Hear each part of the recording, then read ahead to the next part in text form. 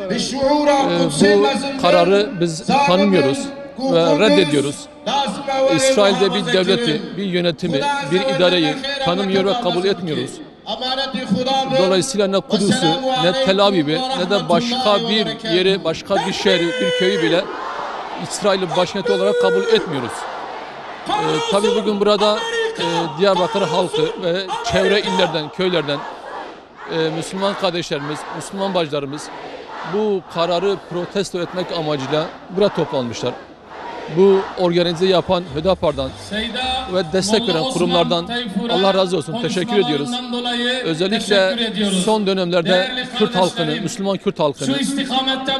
Siyonizmle, İsrail'le farklı karanlık güçlerle bir araya götürmeye çalışan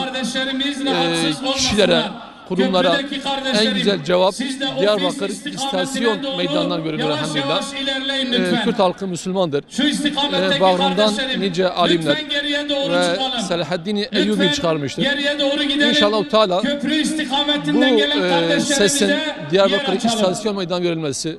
olumludur, değerlidir, kıymetlidir.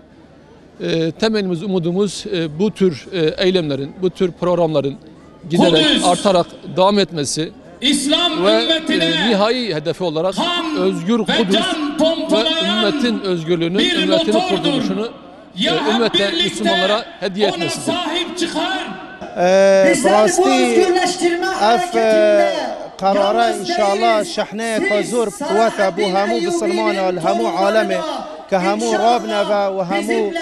ایمانوان پیک قوت بیتا و پیغمبر خدا صلوات خدا سر بل الحديث كصحيح بجيتن سيبلغ هذا الدين مبلغ الليل والنهار بعز عزيز أو ذل ذليل يعز الله به الإسلام وأهله ويذل به الكفر وأهله قالك جارة يعني مروفي بسلمان محتملة بسبب كافرك، سبب طاغوتك، سبب مجرمك، قرارك دي درخت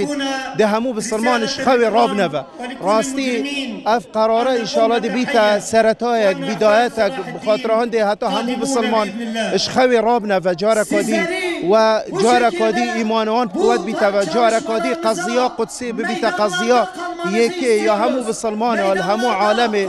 جارك دي امت بيتن اولويات تخو دراسه اولويات تخو كينفا جارك دي امت بيتن همو يك دست